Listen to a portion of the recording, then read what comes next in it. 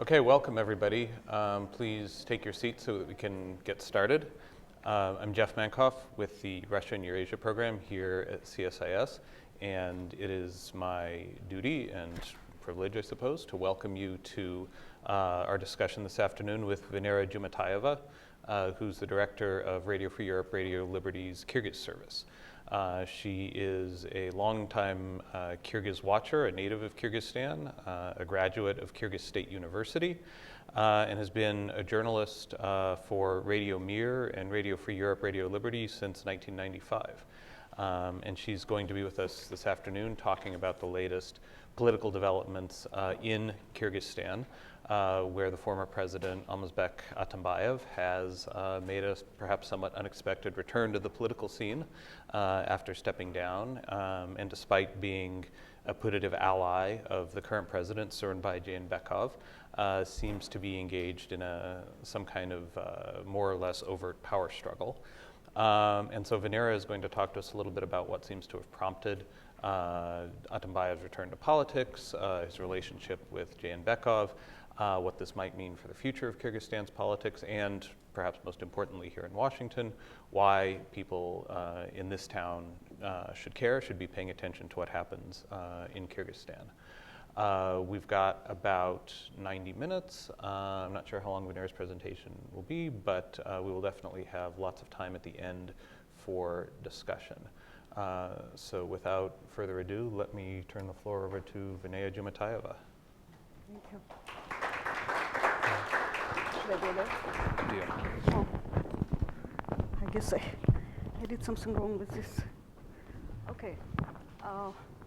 Thank you very much for spending your time with us today and showing your interest in my country, Kyrgyzstan.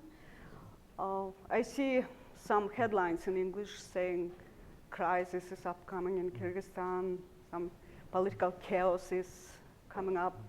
And I was telling today earlier to colleagues here that power struggle, political struggle is nothing new for Kyrgyzstan. Covering Kyrgyz politics for more than 22 years, it's almost everyday life for us, for Kyrgyz journalists. Power struggle was all the time happening in Kyrgyzstan. That's why Kyrgyzstan now has 5th president and 31st prime minister. As you know, in all neighboring countries in Central Asia, in Russia, presidents leave their office only for one reason, natural cause. And prime ministers don't change that often. And Kyrgyzstan is not shy to announce that only 42% of people voted in last referendum, and something around 56% voted for president in last election. While in neighboring countries, they always announce very high results, as you know. And this political struggle, power struggle, is a little bit different from what it was before. If I look from my 22-year experience of covering Kyrgyz politics, all these events, so-called Tulip Revolution, 2010 revolution, they were all happening because of some political rivalry, some personal rivalry, I would say even. During Akayev's regime, late Akayev years, as you remember, Atambayeva left her comfortable life in London, came to Bishkek and announced, I'm going to fight against corrupt family power regime of Akayev. It was a very brave step, very brave movement from female politician in Central Asia. And then later, Bakiyev became president, and he had his own rivals, which turned out to be the main rival was Atambayev. Tekebayev, of course, was always very big opposition to any politician, any president in Kyrgyzstan. And then Atambayev became president, and his political rival was Tekebayev, who is now in jail. And now it turned around, and it turns into a situation when, if previously every new Kyrgyz president would blame for all problems in the country and for all challenges and difficulties the previous president, like Bakiyev would say, it's all Akayev's guilt that we have this situation in the country. And then Atambayev and Atambayev would blame Akayev, Bakiyev, etc. Now it turned around, and we have former president criticizing the current president. And so far, I take it as a positive sign as a journalist, because what Atambayev is criticizing or blaming for current President Jeenbekov. First of all, he said, President Jeenbekov is not being persistent enough to build parliamentary democracy. Sounds great. We are building parliamentary democracy. And if Atambayev is criticizing Jeenbekov, that Jeenbekov is not doing enough, that's great. Let him do more. And Jeenbekov is in every public meeting now, he's announcing, I am real Democrat. We will build real parliamentary democracy, real parliamentary system in Kyrgyzstan. He is maybe forced to say, but still it is good for the society, for journalists like me, like music for years. And they're kind of competing. Who is more Democrat? Who is more keen or supporter of parliamentary democracy? Okay, Atambayev criticized Jeenbekov for not building real parliamentary democracy, but we didn't see a real base for that. Did Jeenbekov say that parliamentary democracy doesn't fit Kyrgyzstan or doesn't work in Kyrgyzstan? No, so far we didn't hear anything like that. We are hearing opposite statements. Secondly, Atambayev said Jeenbekov is still keeping good relations with corrupt people, like former deputy head of customs service. People call him Raim Matraimov. He comes from this clan, of Matraimov's clan. Well, Matraimov enjoyed his high position in customs service and making maybe millions of money during Atambayev's regime. So only one day before he stepped down from his office, Prime Minister Isakov sacked Matraimov from his post. So we didn't see real actions against corrupt people like Matraimov, nor from Atambayev or nor from Jeenbekov. So there is no base to blame only Jeenbekov for that. Thirdly, today, Atambayev held another meeting with his Social Democratic parliamentary faction members, and only half of them came to attend, 19 people. So we see a real fraction split in the ruling Social Democratic Party. So it sounds a little bit dramatic, and also like political situation is not very simple right now. We will see, I think, more changes, more moves, more actions within ruling Social Democratic Party and within parliament and in the government, because the last constitutional amendments in Kyrgyzstan in November 2016, they changed the power balance. They shifted a little bit. The president's power decreased. Prime minister's power increased. The prime minister can appoint government members and dismiss them, and governors. But none of them, no Kyrgyz president or prime minister, can do on their own without support in the parliament. So theoretically, we have signs of parliamentary democracy. We would say more, there is a presidential parliamentary system in Kyrgyzstan. But this parliament, the current parliament, is not very powerful because of corruption within political parties, which are represented in the parliament. The political parties who got the mandates in the parliament, they were leaders of those parties. They were almost trading mandates. They were changing deputies. They got money during parliamentary election from rich people and businessmen, or even we, like RFL's Kyrgyz service, were heavily reporting during parliamentary election about the candidates list of ruling Social Democratic Party. There were several names of representatives of so-called organized criminal groups. They were officially named in interior minister's statements. And so they had to clean up their list a little bit after our reports.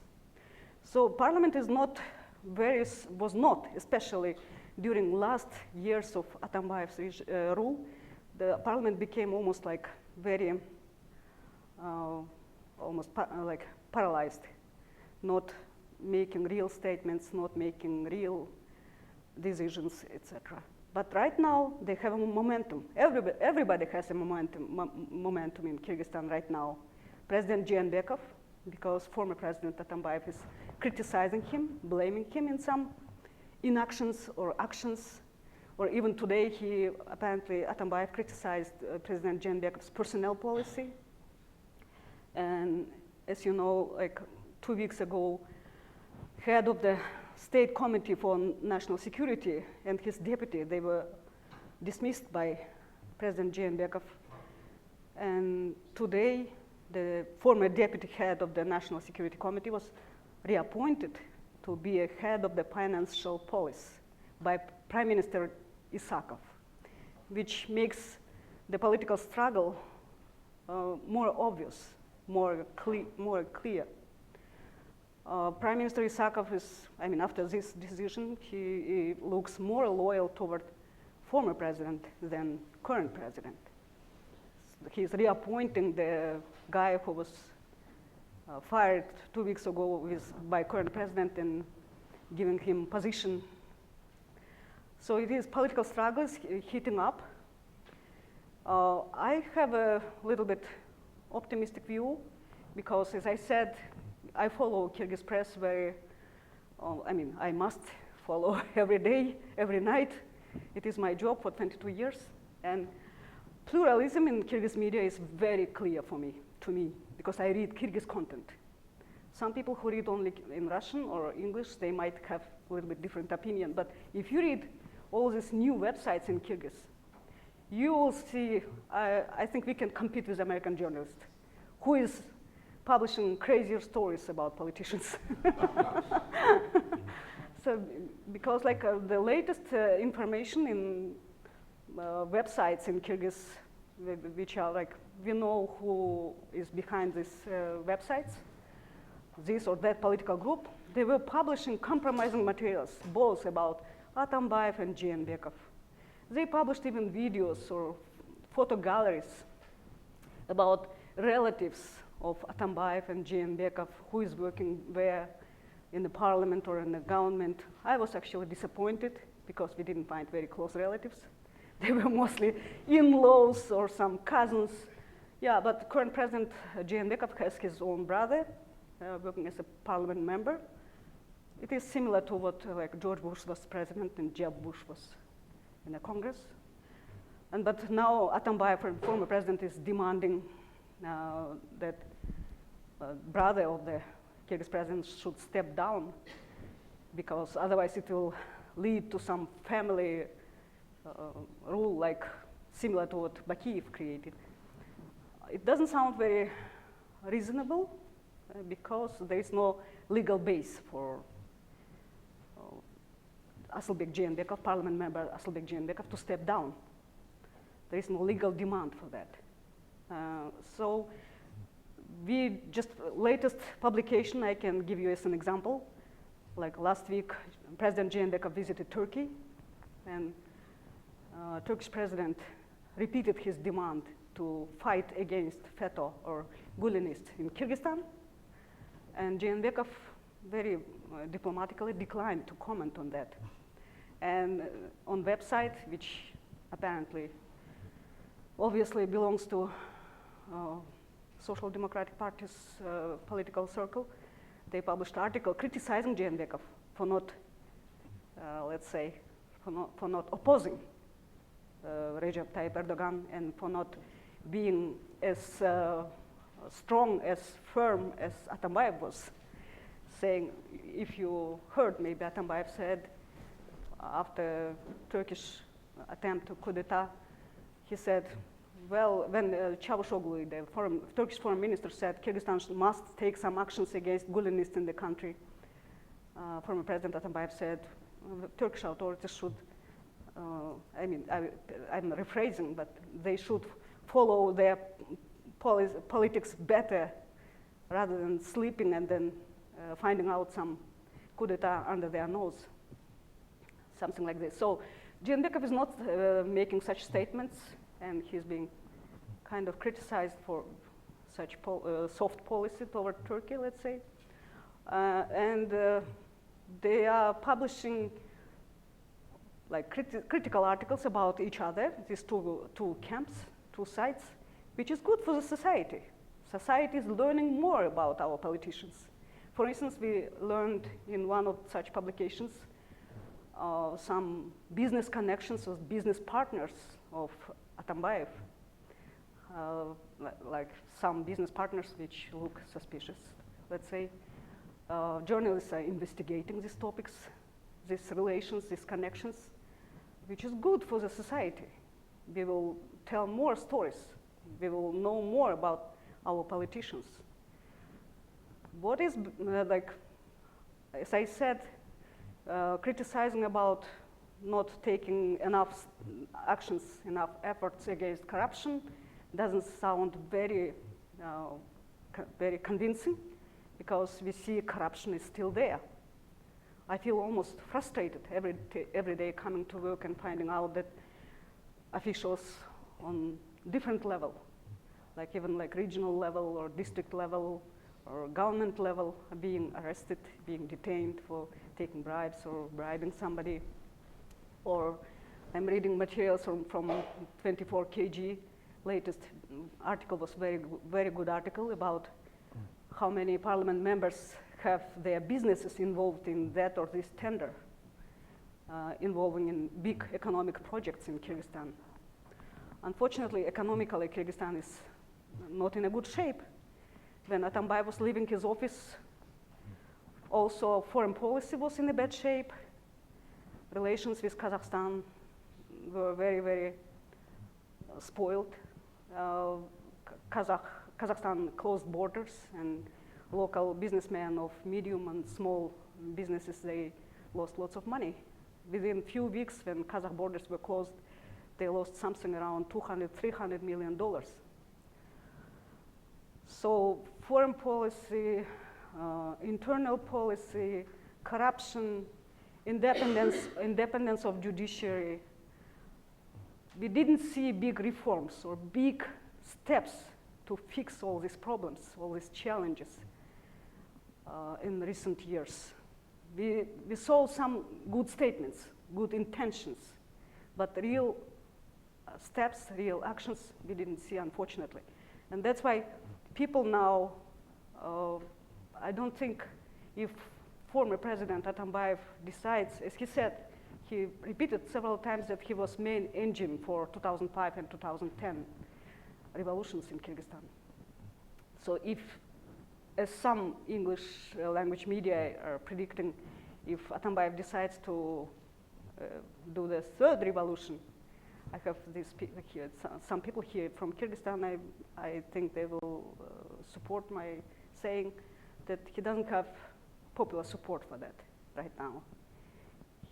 He doesn't have that credit. People are more apolitical now, apolitical. It's a little bit like society in some political apathy, like not trusting to any side.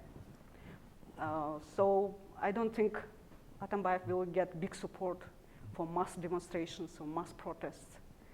And right now we don't see real reasons for that also. It's too early to judge Jeenbekov's policy, internal or foreign.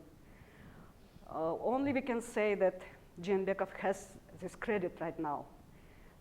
Reading our materials every day and hundreds of comments to every material, every article we publish, I can see that people keen, more eager to give some credit to new authorities, to new president. They want to give him a chance to show their ability to fix problems in the country, to bring some stability and prosperity. I don't know how much that will happen. It's very difficult to predict. But one thing we can be very sure that Kyrgyzstan will be still a very unique country, even in 5 or 10 years, in 15 years, in 20 years, because it has already that political culture and tradition when people can fight for their opinion and for their rights. Civil society is still strong. Civil society and some civil activists, some NGO leaders, they are moving even legislation. They can fight on Facebook or Instagram or other platforms, other social media platforms against some draft bills which were overturned or changed or cancelled just recently, lately. So we can see that political environment, atmosphere is still very diverse, very interesting, very exciting. And I believe that, Atambayev has this right to express his concerns about some, let's say, similar, some to Bakiyev's regime being re-established. But many people like me, we don't believe that that can even theoretically happen, because politicians in Kyrgyzstan, they must learn their lesson finally, that any authoritarian regime or dictatorship cannot happen in Kyrgyzstan. It doesn't have a big future. Right now, at this moment, Sooronbai Jeenbekov, the new president of Kyrgyzstan, has upper hand in the situation. If he really has this big political will to change country to the better, for the better, then he has this momentum. He has support from people. We don't know how much he's thinking. We know that he's at least declaring that he wants to fight against corruption, regardless his relations with that or this particular politician.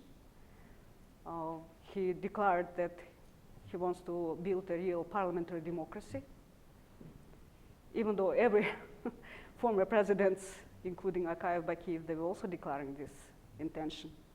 So only we have to wait and see how it goes. It is still, as I said in the beginning, positive thing that politicians are disputing, they are debating openly, they are kind of like digging each other, finding their weak sides and maybe some corrupt connections and some dark sides of their activities. They are publishing it on their own websites and newspapers. People can read them, people can see them. I just hope that it will not take to any big instability, because Kyrgyz economy is not in a good shape to deal with another big turmoil or big upside down. So we will see where it goes. Right now, I like the momentum that they're being criticized openly. Power struggle is still continuing in Kyrgyzstan. If in neighboring countries, you cannot even imagine such things, I read one Kazakh journalist blog. The woman, she came to Issyk in summertime to take a rest, and she turned TV on, and there was in the parliament, they were criticizing President Atambayev, and some were using even like dirty, bad language, and she was shocked. She's writing, "Oh my God, I was shocked how Kyrgyz, our neighbors, can do this." So political struggle, political fight is a good thing right now. It's not something completely unusual for Kyrgyzstan, but only hope that politicians will not turn it into for their own interest, only for their own or for their family's interest. So far, declarations are being made in a good way. So let's hope that Atambayev and Jeenbekov will continue fighting for who is better Democrat and who is real supporter of parliamentary democracy. That will be serving in a good way for the interest of Kyrgyzstan and for the interest of Kyrgyz people. Corruption is very high. As I said, it's on a frustrating level already. And there should be really big support and big decisiveness from President Jeenbekov to change things. Their personnel policy, if right now Jeenbekov almost like so far was more passive president than active. So we were even surprised when he started dismissing these high officials. We know what happened. There are untold stories, but I mean, it's a very, on the one hand, it's very natural. I'm a manager, I'm a media manager. And I know when I took the position, I didn't want former director being around and giving me advices and criticizing me for doing this or that. You know, it's very natural, I think. I think the former manager, former president should step down and be silent, as it happened here to some extent, as it's not being very much in Afghanistan, where Karzai is making all kinds of statements. So it is different in every case, but in our case now in Kyrgyzstan, Atambayev is trying to show his power, trying to show who is the host, кто хозяин, trying to show who made it happen for Jeenbekov. But he didn't take into account like natural things and what happens in reality. You cannot orchestrate everything. It's a normal life. It's a normal policy. When new president comes, he has his own allies, he has his own friends, supporters, and they say, well, we have to change something. We have to change foreign policy, we have to change relations with Kazakhstan, to some extent with Turkey, with Uzbekistan, with other countries, with West, and we cannot keep just continuing former president's path in everywhere and everything. If we do that, then we will fail. People will be very disappointed. You have one chance to be president of Kyrgyzstan, only one term, 6 years. So use it, change it, do it something. Leave some good legacy after yourself. So that's what's happening. And Atambayev is I know could be very erratic, very anti-diplomatic sometimes, but he sometimes makes has good ideas. As I was telling earlier, my colleagues here, it was good idea which came from Atambayev to turn RFRL's Kyrgyz service into Central Asian hub, Central Asian center. I took RFRL president 4 years ago to meet with Atambayev and in Bishkek, and suddenly Atambayev is giving us this idea. Guys, it's very difficult to be only parliamentary democracy in Central Asia. The club of our neighbors, they don't like us. It is like being Белая ворона, black sheep. They think we are always creating some danger for them. We are kind of threats for their stability. So we have to spread these democratic ideas around the region, he said. Can you imagine? That's what he was saying. And he said, bring your Uzbek, Tajik, Turkmen correspondents to Bishkek bureau and let them report about Kyrgyz politics, how Kyrgyz parliament is fighting every day, how they are debating, disputing, how the government is working, and we will spread through these reports some democratic aspiration around the region. So that's how RFRL's Kyrgyz service became Central Asian hub now for RFRL. The story of RFRL's Kyrgyz service is another example for the, let's say, relatively pluralist media environment in Kyrgyzstan. RFRL, other services like they don't have such environment in their home countries. We are producing daily TV programs, daily radio programs. We have like 15 or even more TV and radio affiliates. Our programs are prime time on public TV channels. Our radio programs on first nationwide radio channels.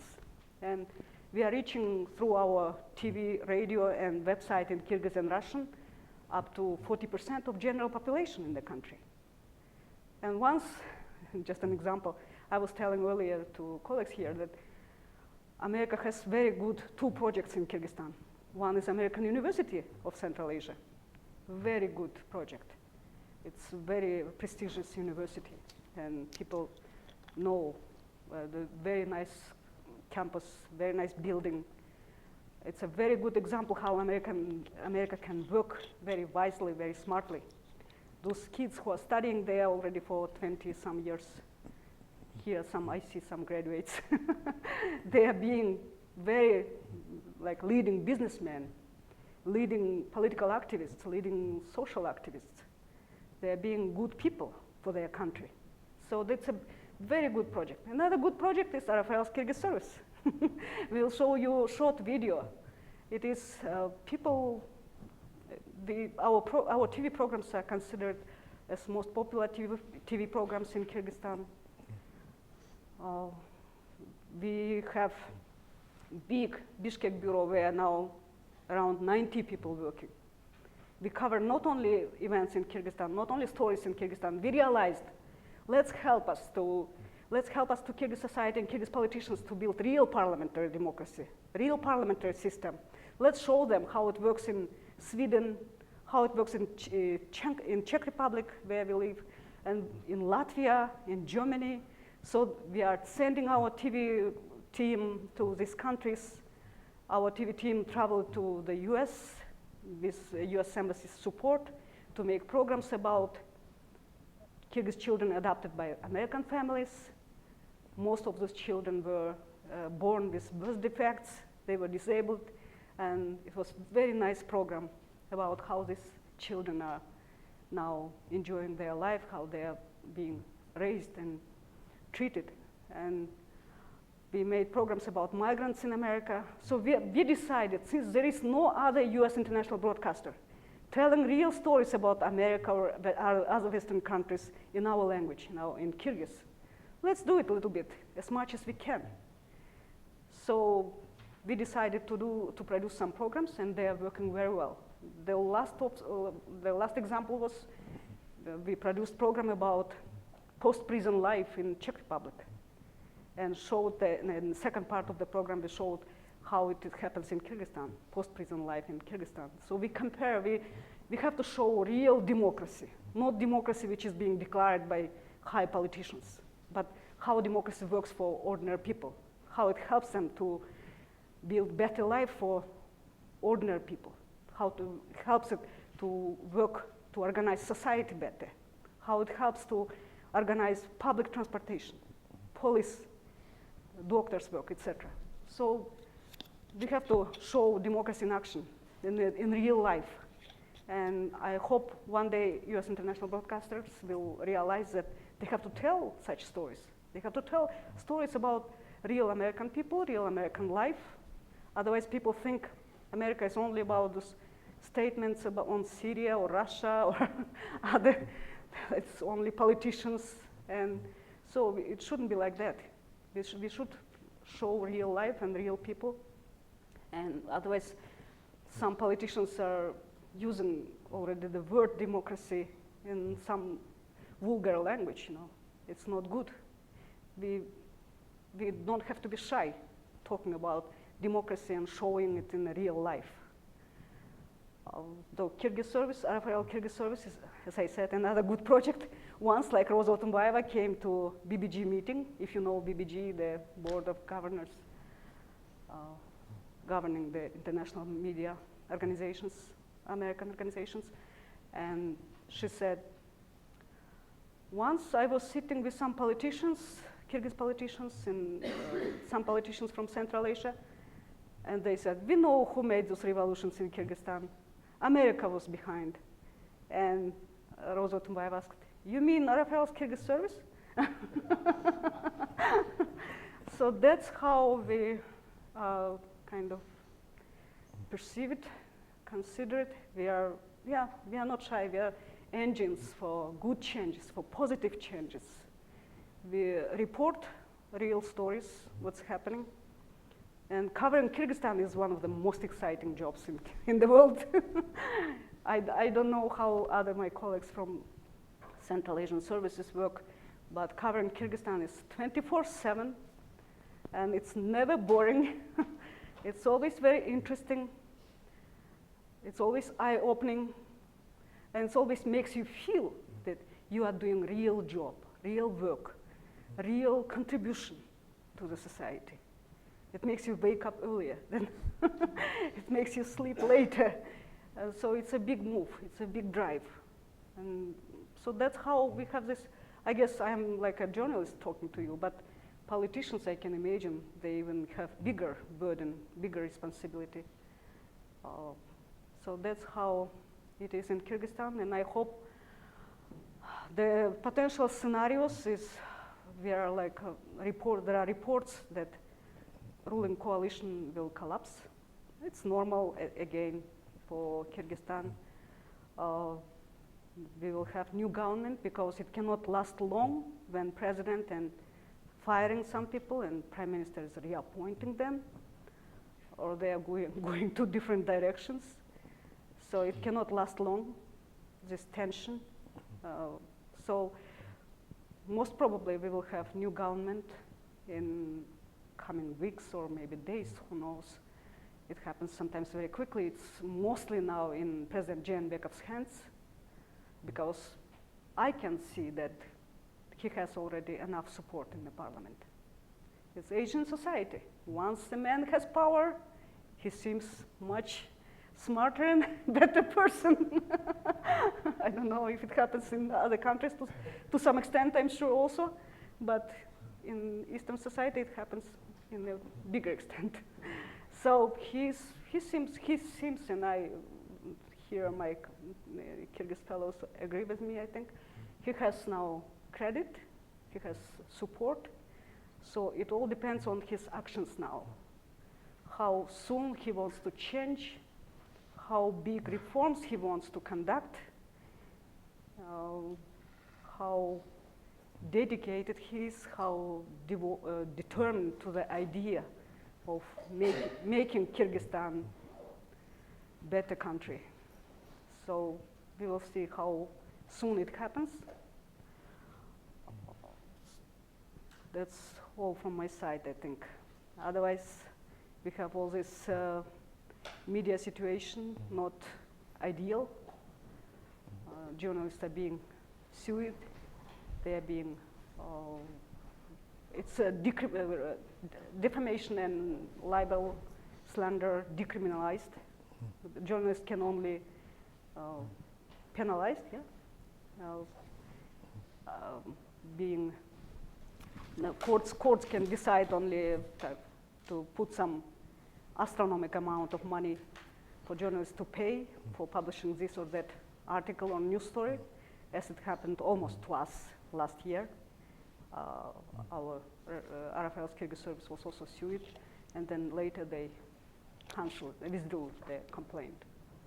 So far it was happening that journalists are being sued, they are being penalized and for big amount of money, and then in few cases they couldn't pay, of course, this amount of money, and then they were, another court happened, and they were kind of given, one journalist, Dair Orunbekov, was given suspended term, and then later he was declared be forgiven by amnesty. So it is long process, it's nerve-taking, nerve-eating process. I went through, I know what it is. It is very big stress for journalists. It's a very big moral pressure. So that's how it is. But everything you want to publish about politicians, president, prime minister, it is possible to publish. And so far nobody was killed or disappeared or something, as it happens in neighboring countries. So that's all from me now.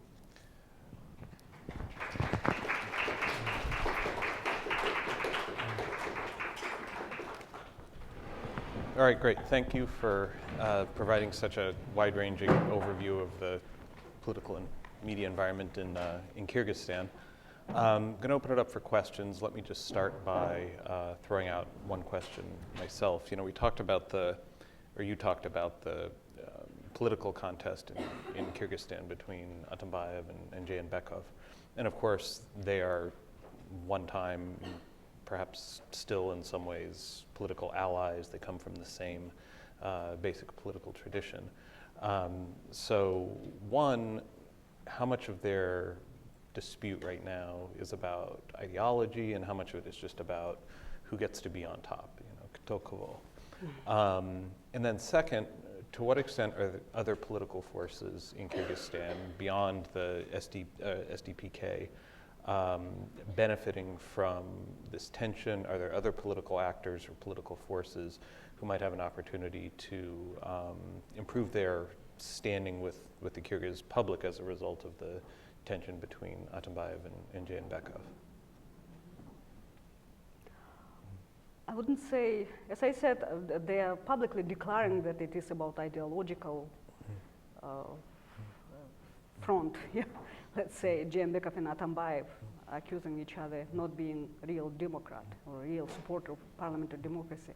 On surface, it looks like it's about ideological dispute, but in reality, it is about influence. Who has the power? Kto kovo. In reality, it is about Jeenbekov trying to become a real president, finally, because Atambayev was planning to be the big power center behind former president. And he has to realize now, I hope he is already realizing that it's impossible. He cannot, there couldn't be a dual power, couldn't be two centers of power in Kyrgyzstan. So Jeenbekov cannot work with all Atambayev's people around. He's changing, he's bringing his own people. It's normal. Atambayev should accept it and should understand that peacefully only new president with new strong team is possible to exist in Kyrgyzstan. So it is more about power struggle. Secondly, it is very big momentum for everybody in Kyrgyzstan. As I said, even like opposition parliamentary factions like Respublika, Atajurt, and Atameken, they are gaining from this momentum now. They are holding negotiations with Jeenbekov's side rather than with Atambayev's side. Maybe they are holding negotiations with them also.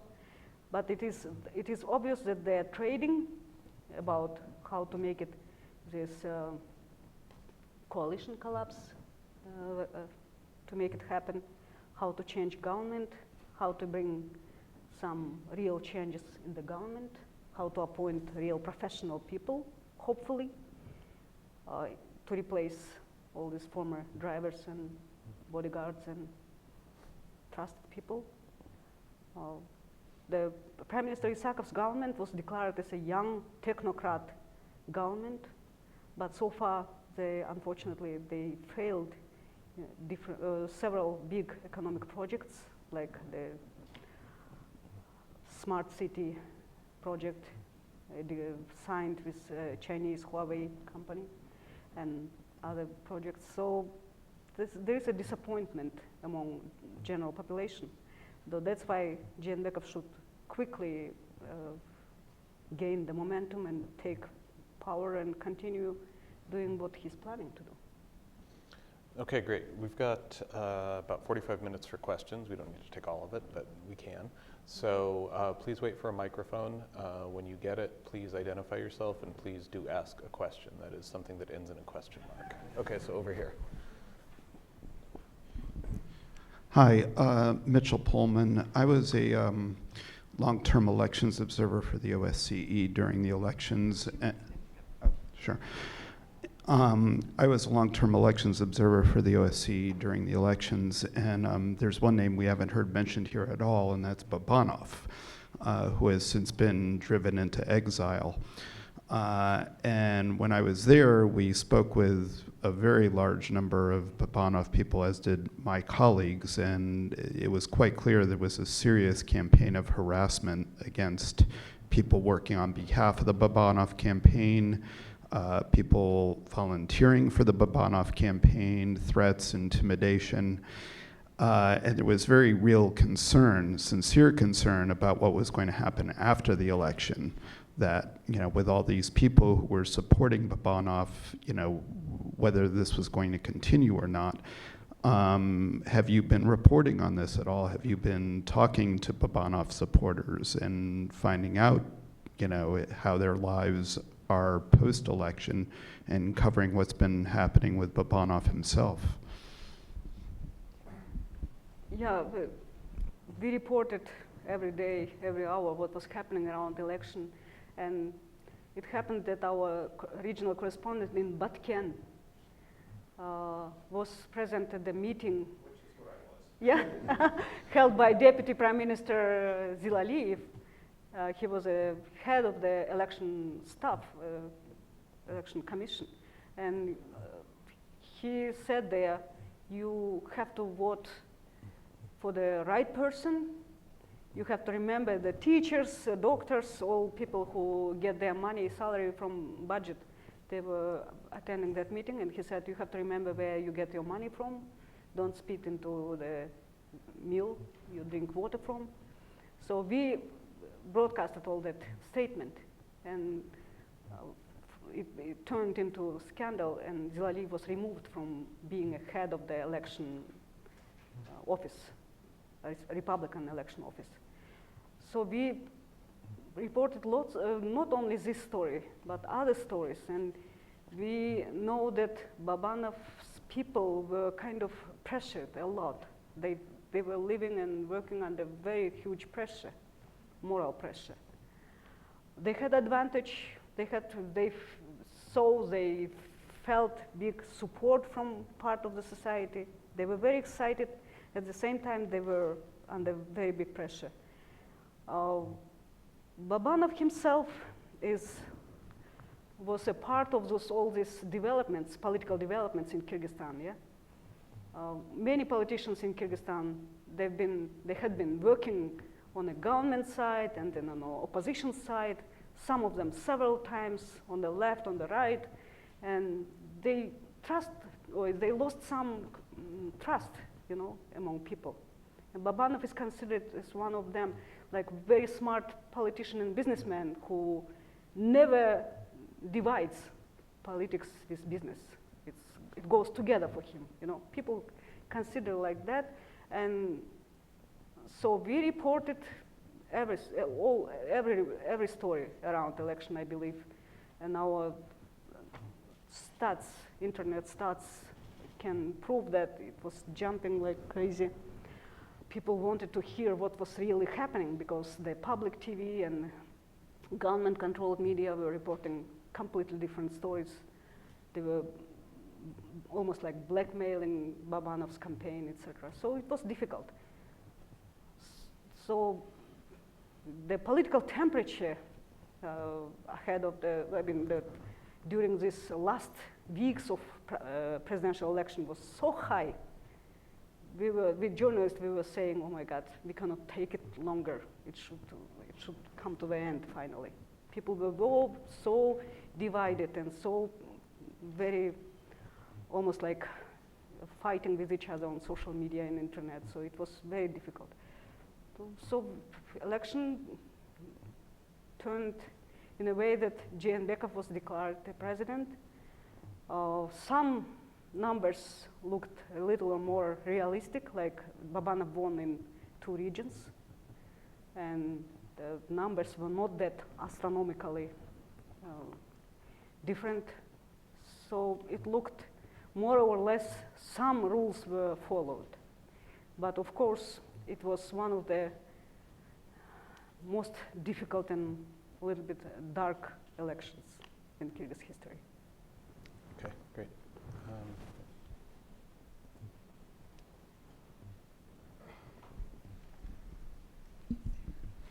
Alex Melagishvili, IHS Market. Thank you very much for your presentation and informative remarks. I have 2 questions that are kind of paired.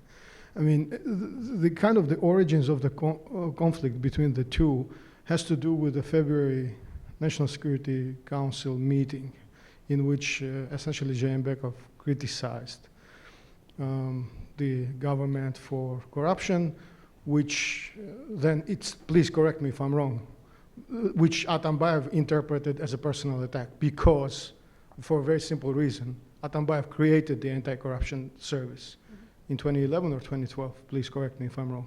So my question to you is this. I mean, it's kind of unusual to see, for instance, the Congress of the ruling party skipped by the Prime Minister, who happens to be a member of the political council of this party. Instead, he went to Subotnik. You know, so I don't quite, can you please help understand what's happening? And of course, related to this is the question, how do you see this unfolding going forward? Because, I mean, the man is a chairman, whether we like it or not. He's an elected chairman of a ruling party. He holds a lot of cards ahead of the general elections in 2020. So how do you see this unfolding, and do you see the potential for civil unrest? And of course, related to this, a very brief question. You are, I'm sure, aware of the arson attack on the Kyrgyz Chinese mining company, junior mining company in Jalalabad. I mean, pardon me, but from the outside, it looks like the Kyrgyz central government is unable to basically uphold basic law and order. I mean, that's how it looks. So do you link this to the weakening of the central government as a result of this conflict? Thank you very much. Prime Minister Isakov actually attended Social Democratic Party's meeting where Atambayev was criticizing Jeenbekov, but only afternoon, for a short time. Isakov is not hiding his bigger loyalty to Atambayev so far. According to some reports, he went to wave his hands to former President Atambayev traveling to China, to the airport.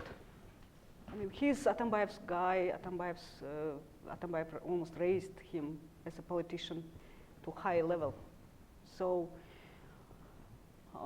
that question is this. And then second one, I don't think big social unrest will happen around this confrontation, because as I said, Atambayev doesn't have big support right now. Even within his party, parliamentary faction members, today half of them came and they were saying very harsh words to Atambayev, to his face. Like Atambayev criticized Jeenbekov's personnel policy, and they said, well, people are criticizing your personnel policy. Why did you raise your former driver to the level that he was called President's kошелек, yeah? President's wallet? Like he was collecting money from everybody. So they are being there is an obvious leaning toward President Jeenbekov, even within Social Democratic Party. So among popular, general population, there is no big support for Atambayev. The people, as we see from the mood in media and around, people want stability, and they want new president work as a president. They expect him, they are pushing him, they are urging him to take real actions, to bring real changes, especially to the appointing real professional people to governments. I mean, it's not president who appoints government members now, but he has to appoint security chief and defense chief and National Bank chief and Supreme Court members. So they want to see real changes. They don't want to bring Atambayev's administration back. That's very clear. And about mining companies, unfortunately, we have to report about such stories, and we send our journalist teams, TV team, to Makmal just last week, Togustoro mountainous region, and we are finding out that criminal groups involved in such places, and that corruption, which is still there, even within political parties, within government, within regional levels, that's making it happen.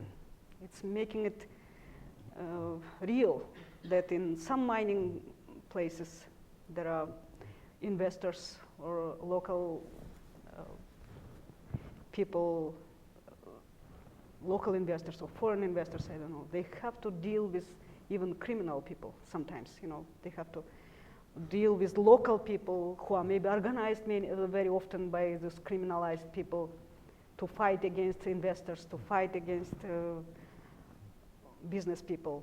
So it is, unfortunately, lots of work to do to bring order into all places, including this gold mining or other mining places. We reported about mining place in Jalalabad, and we realized that nobody was controlling how much, what do you call it, ore was taken by a Chinese company to China nobody was controlling how much of that, how much gold was in that.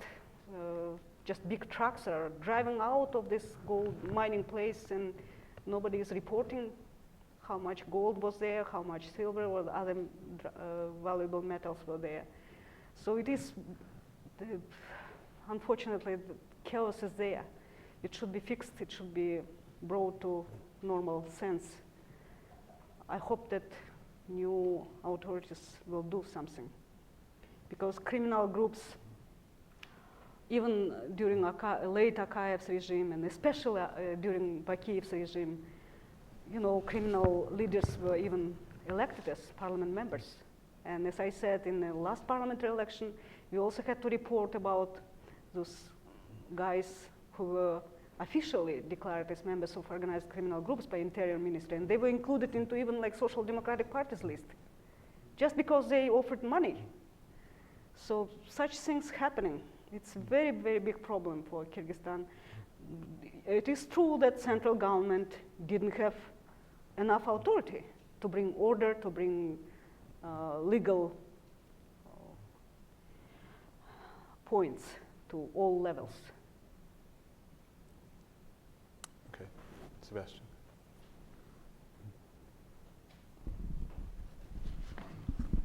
Thank you, Sebastian Perouz, Central Asia Program, George Washington University. Actually, I have a question somewhat related to your last answer. I mean, beyond these discussions on domestic issues and democracy, is there any real foreign policy dimension in the discussions and disagreements between Jeenbekov and Atambayev? And here I'm especially thinking about China, which is a real part of the political debate in Kyrgyzstan, or the more that some officials or, I mean, political personalities have or might have some direct economic interest in trade and economic relations with China. So my question is, are there some real or fundamental disagreements between both of them regarding China or any other country? Thank you. China was only working in economic projects, didn't show big involvement in political process in Kyrgyzstan, very careful about Kyrgyz politics. They work with any new leadership carefully. They just, you know, they always want to strengthen cooperation in Uyghur issue, Uyghurs. Otherwise, China didn't show big interest in Kyrgyz politics. They have, I think, bigger countries to deal with, and Kyrgyzstan seemed too small and too independent also.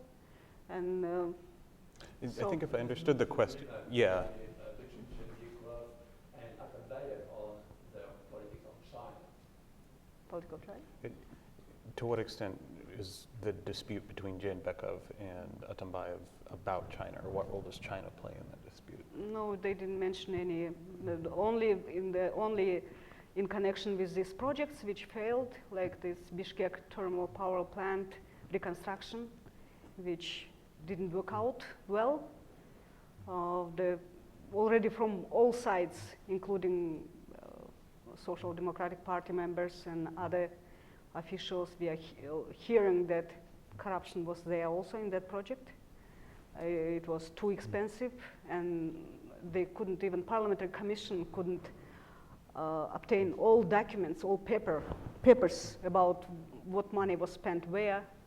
They couldn't find such documents, and so it is very, I think there will be a point when these big projects involving China will be inspected, rechecked, how it was done, how it was realized, this project. And so they are not, I mean, China as a country is not involved, only business in their dispute, if you mean this. Okay.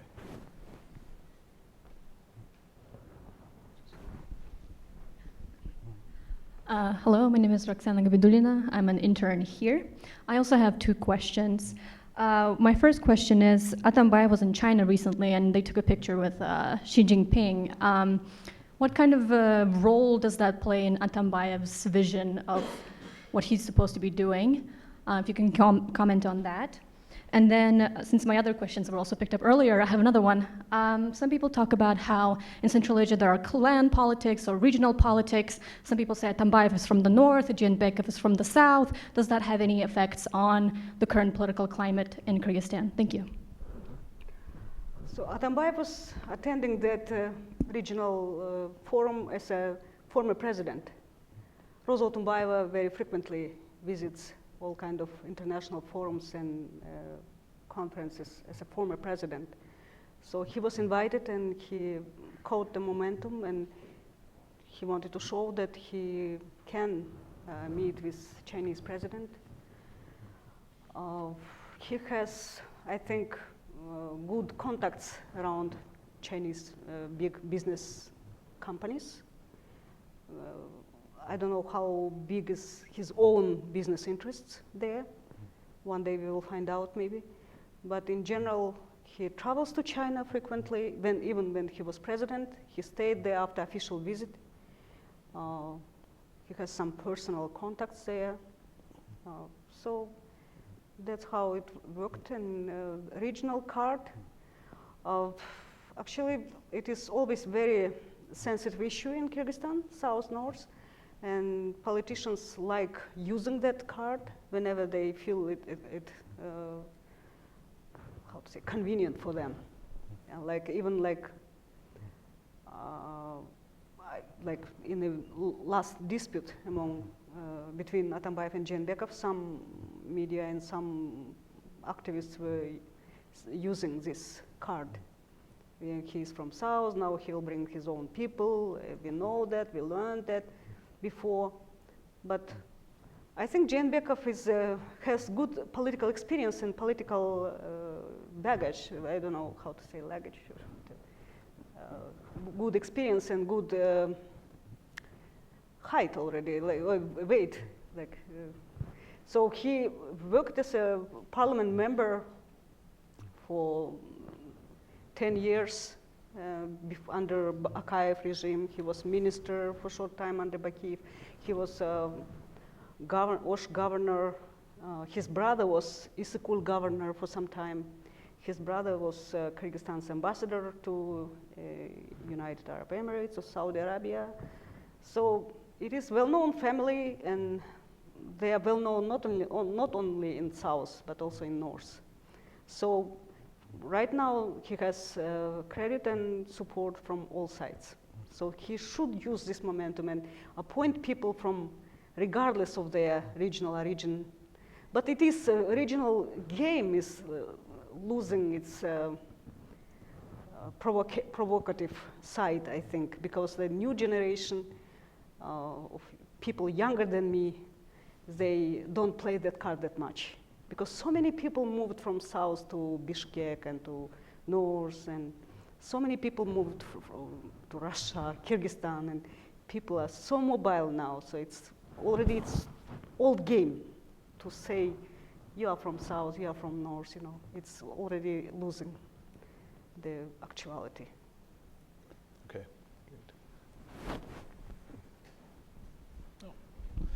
Hi, Alex Sanchez, I'm a defense analyst here in Washington. One question. The president was in Europe last week, I believe. He was in Brussels, he went to European Parliament and so on. And he heard from someplace that he's planning to go to Russia in May for the meeting of the Supreme Eurasian Council, maybe to China in June. I'm not really sure about that. Well, I was wondering if you can talk more about his foreign policy, with regards to the global powers like Europe, Russia, China. Thank you. Russia and China are the biggest partners for Kyrgyzstan. Yeah, China is the biggest economic partner and Russia is the biggest political partner. Kyrgyzstan is destined to work with Russia because 1/5 of the population, I mean, maybe a little less, but they have to live and work in Russia to feed their families back in Kyrgyzstan. So, and Jeenbekov already declared openly that Russia is our strategic partner. He said that Kyrgyzstan will build relations with healthy relations, good relations with every country, with every partner we have to deal with. So this, I don't think there will be a big shift in foreign policy because Kyrgyzstan doesn't have that big choice. It's a geographical location dictates your foreign policy to some extent. So there is no club of parliamentary democracy countries which Kyrgyzstan could join. Maybe one day there will be.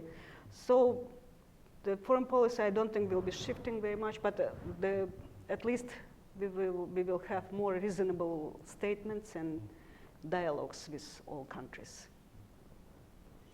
Okay, are there any more questions? All right. Hi, really glad to see you. Thank you for your presentation. So you have mentioned that... Who are you? Sorry.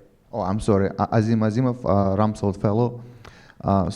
You have mentioned that Sooronbai Jeenbekov has somewhat become this political force that's uniting different political powers, whereas its former Atambayev allies or opposition.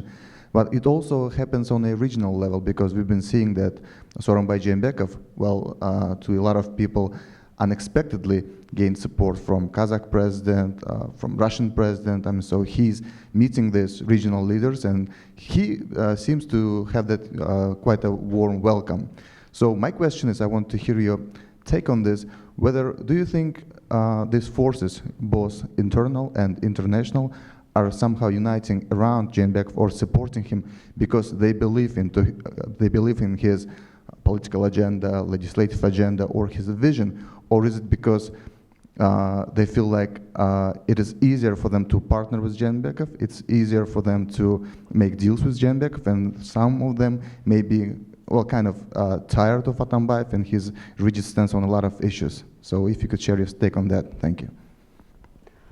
The leaders in Central Asia, they showed good level of diplomatic connection with Kyrgyzstan, whoever was Kyrgyz leader.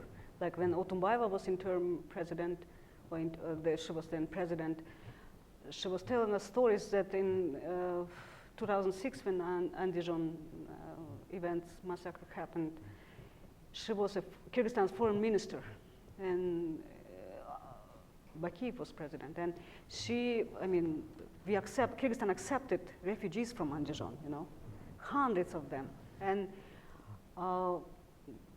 Atambayeva, as a foreign minister, she had a pressure from Tashkent.